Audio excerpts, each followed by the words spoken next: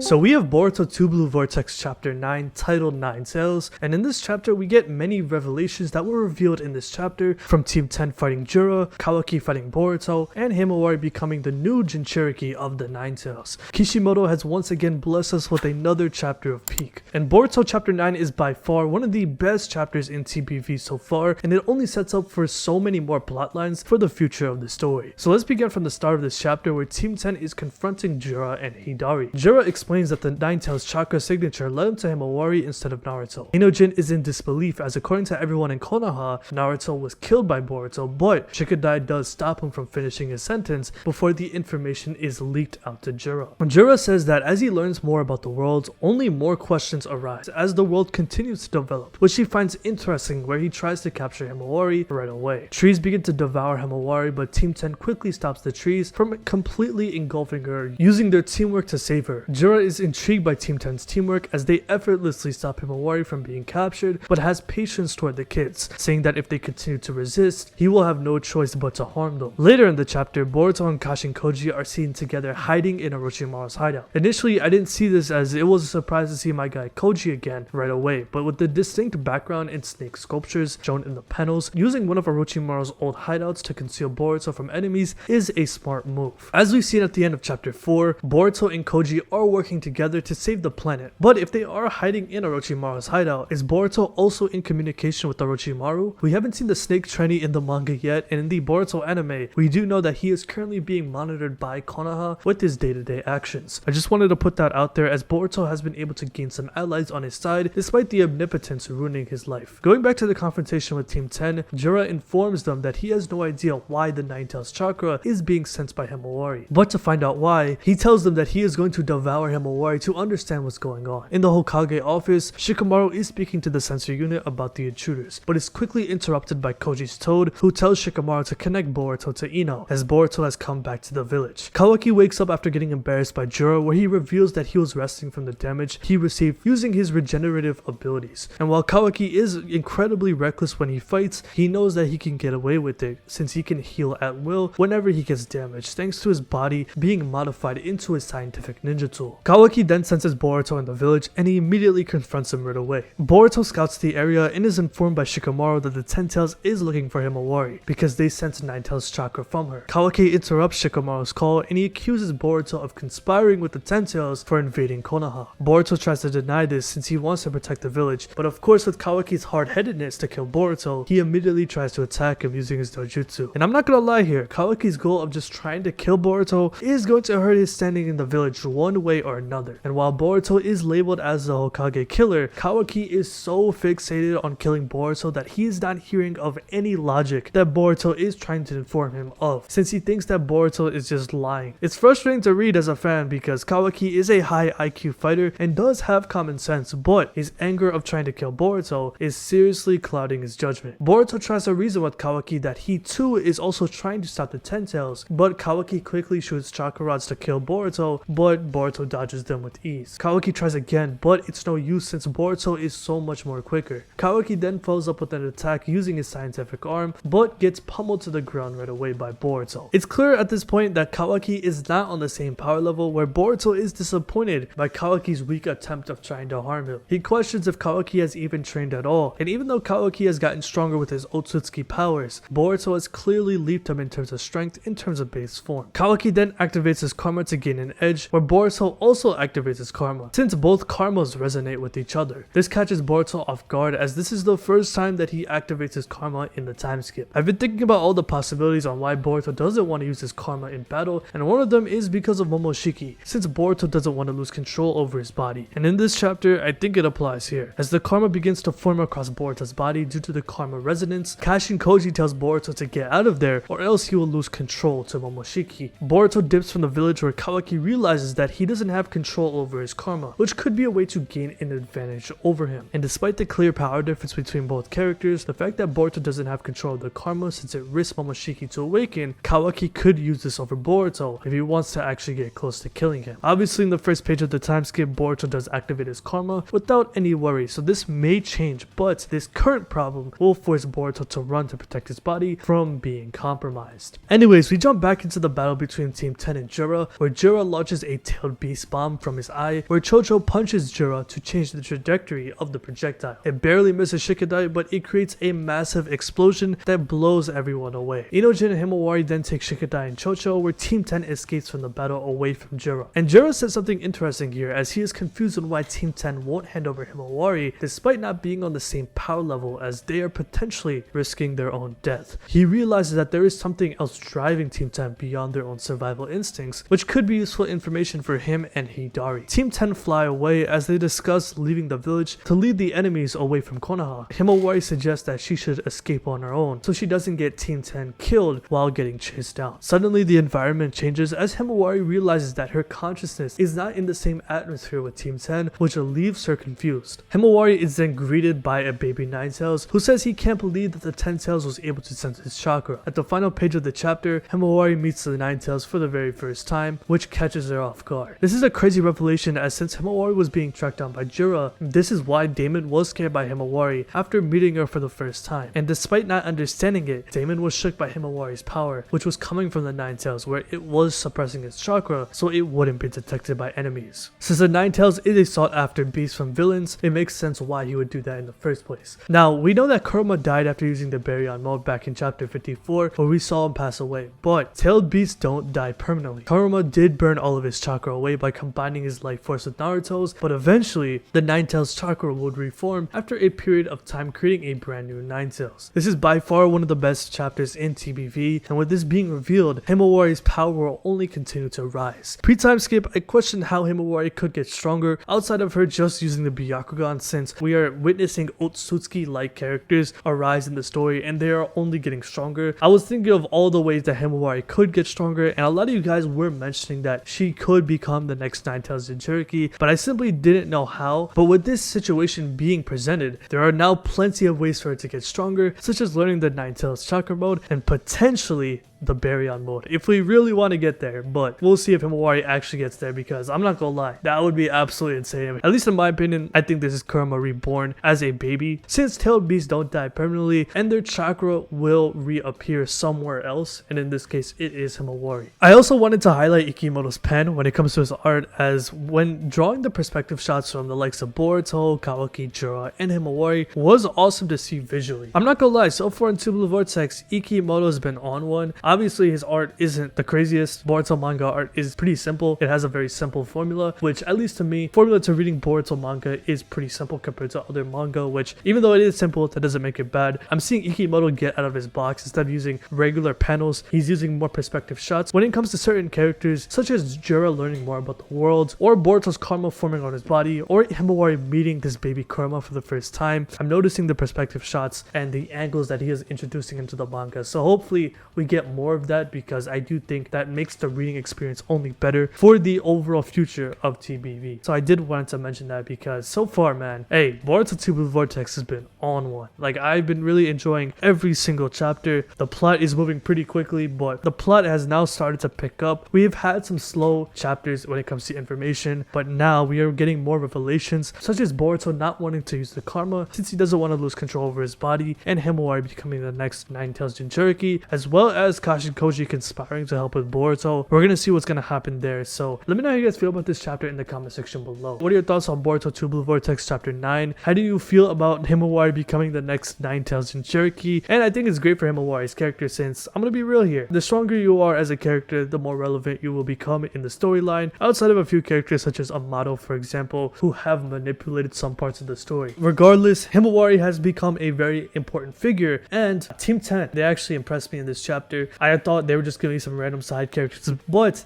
they did hold it down when it comes to battling Jura and Hidari. Of course, they were not going to stop them or beat them, but they did what they had to do to get out of there to ensure their safety. So I thought it was very impressive to see them work together to make sure that they weren't killed and to protect Himawari. So let me know how you guys feel about all that in the comment section below. So if you like this video, hit that like button, subscribe, hit the bell as well, and have a good day.